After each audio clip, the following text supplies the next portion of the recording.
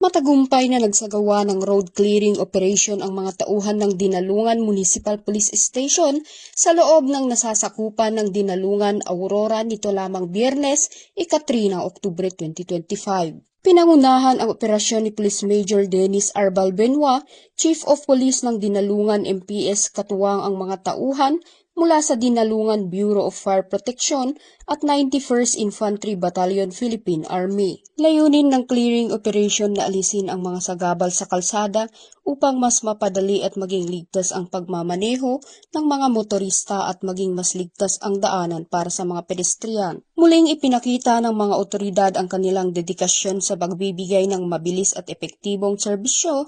Patunay na sila'y laging handang rumesponde sa anumang oras ng pangangailangan at emerhensya. Mula dito sa Police Regional Office 3, ako ang inyong PNN Correspondent, Patrol Woman Janice Bulahaw. Alagad ng batas, tagataguyod ng Balitang Pulis.